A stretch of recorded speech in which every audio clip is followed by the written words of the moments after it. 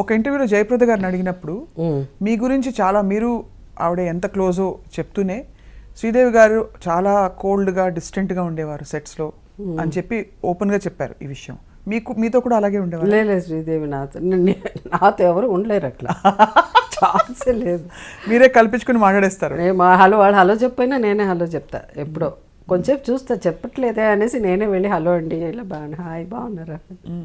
But never because Sridevi నాకు చిన్నప్పటి నుంచి తెలుసు and I know her family also. So Sridevi she a very sweet person.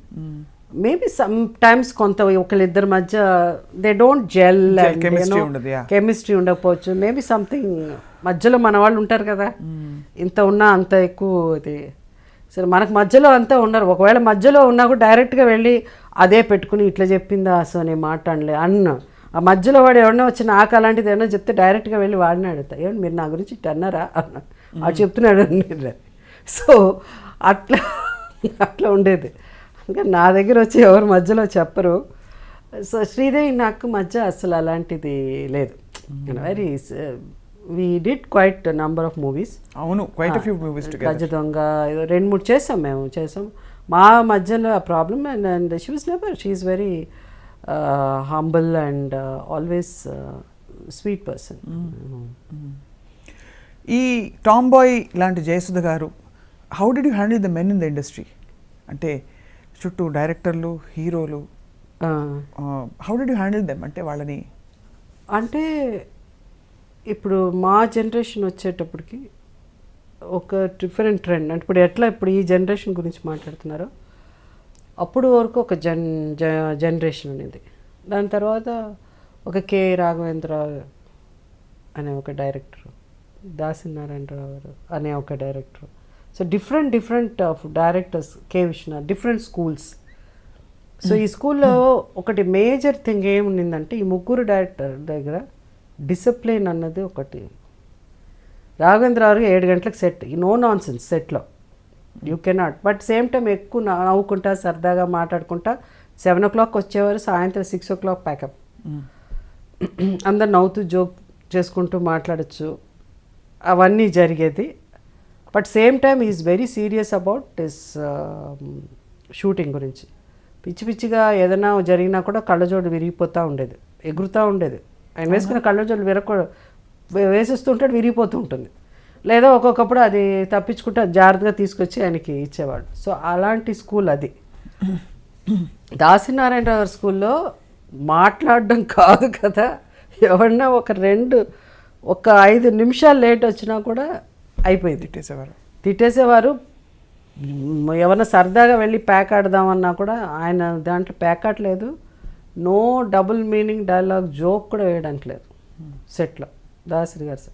So అది no, you can not joke. ఏదన్నా ఎవరి మీదన్నా గబుక్కని జోక్ చేయడమో, లేదా సరదాగా ఏదో కొంతమంది మాట్లాడుకుంటారు కదా సెట్లో ఏదో జోక్స్ అని, అట్లా అన్నారు. అవి కూడా దాసనారాయణరావు సెట్లో అస్సలు జరగదు. You can not. అంతే, ఒక డిక్టేటర్షిప్ అంటారే అట్లా ఉండేది ఆయన సెట్. విశ్వనాథ్ గారు very humble all the time, very in a way you can say more of spiritually ఒక కైండ్ ఆఫ్ ఇది ఉండేది. సో మేము వచ్చిన టైం ఆ స్కూల్స్ డిఫరెంట్ స్కూల్స్. సో అక్కడ మెన్ హ్యాండిల్ గేమ్లో మాకు తెలియదు. మా నాన్నగారు ఉన్నారు, ఆయన use to handle very well. And first of all never had any అంటే ఇష్యూస్ అంటే ఇట్స్ న్యాచురల్ కదా. ఇష్యూ నో అంత అందరు నమ్మరు. కానీ మన ఏబిఎన్లో వేస్తారు కదా 60%, 40, ఏదో పెద్ద వాళ్ళకి తెలిసినట్టు 60% నిజం చెప్తున్నారు, 40% అట్లా వేస్తూ ఉంటారు. నవ్వు వస్తుంది నాకు అది చూస్తుంటే. వాళ్ళకి ఏం తెలియదు ఇండస్ట్రీ గురించి పాపం చెప్పిన వాళ్ళంతా.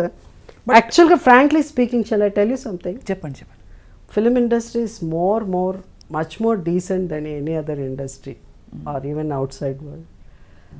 Men, women అనేసరికి ఎక్కడ ఒక లూజ్గా ఒక ఇదిగా ఉంటే everybody will try to take advantage.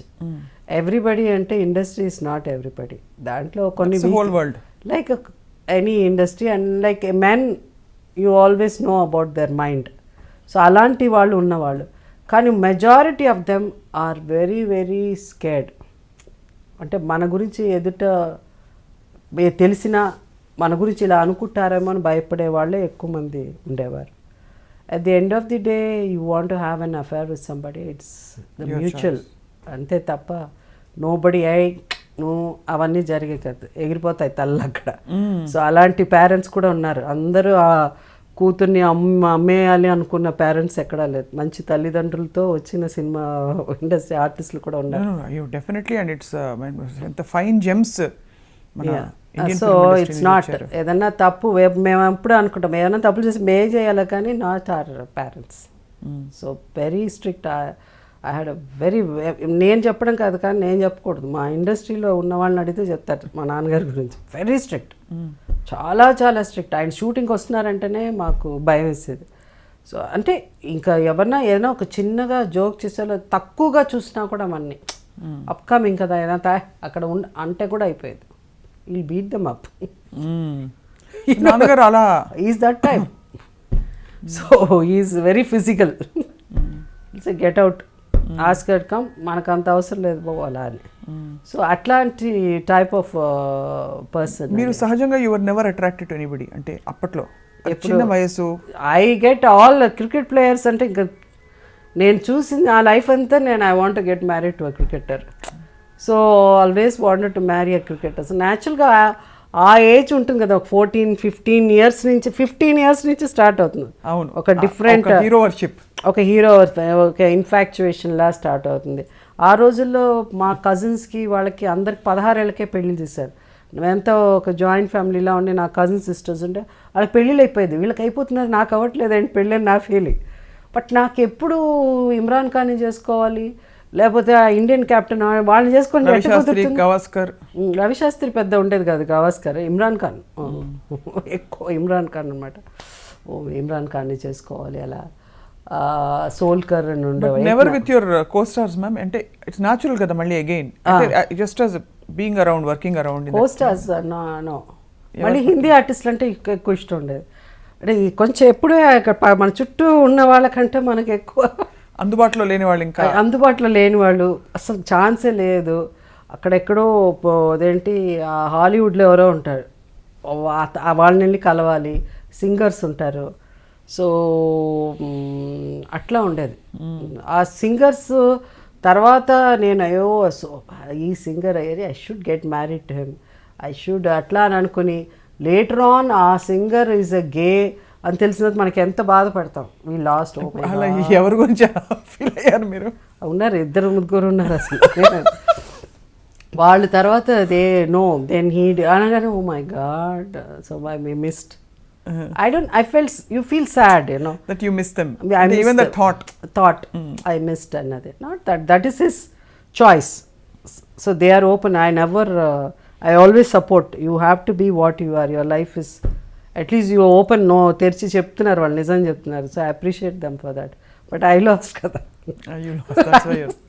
So అట్లా. బట్ అలా దూరపు కొండలు నునుపు తప్ప మీకు చుట్టూ ఉండే మీ స్టార్స్ అంటే సహజంగానే మంచి మనుషులందరూ ఎవరు అంటే అనిపించేసి ఇప్పుడు when you fall in love, ఇన్ఫాక్చుయేషనో లేకపోతే అట్రాక్షనో ఏదన్నా కావచ్చు, అదేమవుతుందంటే కొంతమందికి ఏమైపోతుందంటే ఇట్స్ నాట్ ఈజీ. లవ్ అన్నది ఇట్స్ బ్లైండ్ కదా. వాళ్ళకి పెళ్ళి అయిందా లేకపోతే పెళ్ళి అవ్వలేదా, it's not at all important. మనసుకు అవన్నీ తెలుసా? అవి మాకు సంబంధం లేదు, మాకు ఆ సంబంధమే ఉంటుంది. అవును, యాక్చువల్లీ. సో చాలామంది అదే పెళ్ళైన వాళ్ళని అంటే ప్రేమిస్తారు అంటారు మన వాళ్ళు. అవన్నీ ఆ టైంలో అంతే, just you get attracted to person. No, I was very friendly with all my co-stars and ఓ పెళ్ళి అనే లెవెల్లో not that is when I was young. It was there for some time, but it is I would say it's a passing phase, not after I became a ఇప్పుడు కూడా big heroine. ఇది నెమరు వేసుకునేది జయసుధ గారు, it's only because not because we want to dig out from your life, but more to see how you handle life.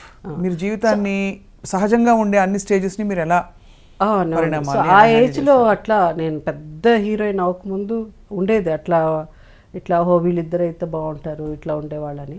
But not definitely not after Pedda heroine and not any of my Telugu heroes. No. ఎప్పుడు అవ్వలేదు. Yeah.